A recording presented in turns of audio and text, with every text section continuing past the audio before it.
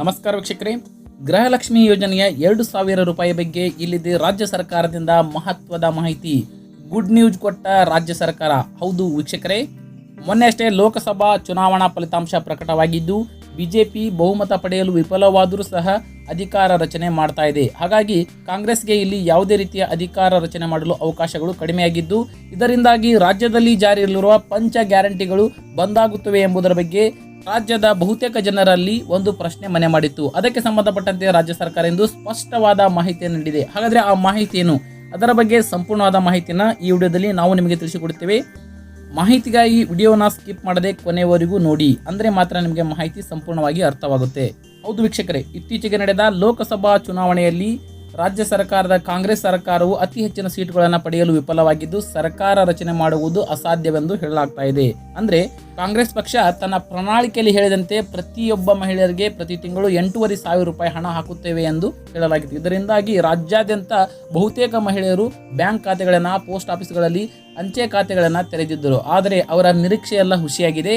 ಈಗ NDA government form ಆಗಿ ಅಧಿಕಾರ ಹಿಡಿಯುತ್ತಾ ಇದೆ. ಹಾಗಾಗಿ ಈ 8,000 ರೂಪಾಯಿ ಬರುವುದು ಇನ್ನು ಮುಂದೆ ಸಾಧ್ಯವಿಲ್ಲವೆಂದು ಹೇಳಲಾಗ್ತಾ ಇದೆ. ಅದೇ ರೀತಿ ರಾಜ್ಯದಲ್ಲಿ ಸಹ ಬಿಜೆಪಿ ಅತ್ಯಂತ ಕಡಿಮೆ ಸೀಟುಗಳನ್ನು ಪಡೆದಿರುವುದರಿಂದ ಪಂಚ ಗ್ಯಾರಂಟಿಗಳನ್ನು ಬಂದ್ ಮಾಡಲಾಗುತ್ತದೆ ಎಂಬ ಸುದ್ದಿ ಎಲ್ಲೆಡೆ ಹಬ್ತಾ ಇದೆ. ವಿಷಯಕ್ಕೆ ಸಂಬಂಧಪಟ್ಟಂತೆ ಖುದ್ದು ಮುಖ್ಯಮಂತ್ರಿಗಳಾದ ಸಿದ್ದರಾಮಯ್ಯನವರೇ ಪತ್ರಿಕಾಗೋಷ್ಠಿ ಮಾಡಿ ಇದರ ಬಗ್ಗೆ ಸ್ಪಷ್ಟವಾದ ಮಾಹಿತಿಯನ್ನ ನೀಡಿದ್ದಾರೆ. ರಾಜ್ಯದಲ್ಲಿ ಎಲ್ಲಿಯವರೆಗೆ ಕಾಂಗ್ರೆಸ್ ಸರ್ಕಾರ ಅಧಿಕಾರದಲ್ಲಿರುತ್ತೋ ಅಲ್ಲಿಯವರೆಗೆ ಯಾವುದೇ ಗ್ಯಾರಂಟಿಗಳನ್ನು, ಅಂದರೆ ಪಂಚ ಗ್ಯಾರಂಟಿಗಳಲ್ಲಿ ಒಂದನ್ನು ರದ್ದು ಮಾಡುವ ಯೋಚನೆಯೇ ಇಲ್ಲ. ರಾಜ್ಯ ಸರ್ಕಾರ ಈ ಯೋಜನೆಗಳನ್ನು ಮುಂದುವರಿಸುತ್ತೆ ಎಂದು ಸಿದ್ದರಾಮಯ್ಯ ಅವರು ಸ್ಪಷ್ಟವಾಗಿ ಮಾಧ್ಯಮಗಳಿಗೆ ತಿಳಿಸಿದ್ದಾರೆ. ಯಾರೆಲ್ಲ ಈ ಲೋಕಸಭಾ ಎಲೆಕ್ಷನ್ ನಂತರ ಕಾಂಗ್ರೆಸ್ ಗೌರ್ಮೆಂಟ್ ಈ ಪಂಚ ಗ್ಯಾರಂಟಿಗಳನ್ನು ಬಂದು ಮಾಡಿಬಿಡುತ್ತೋ ಎಂಬ ಭಯದಲ್ಲಿ ಇದ್ದರೂ ಅಂಥವರಿಗೆ ರಾಜ್ಯ ಸರ್ಕಾರದಿಂದ ಇಲ್ಲಿದೆ ಗುಡ್ ನ್ಯೂಸ್.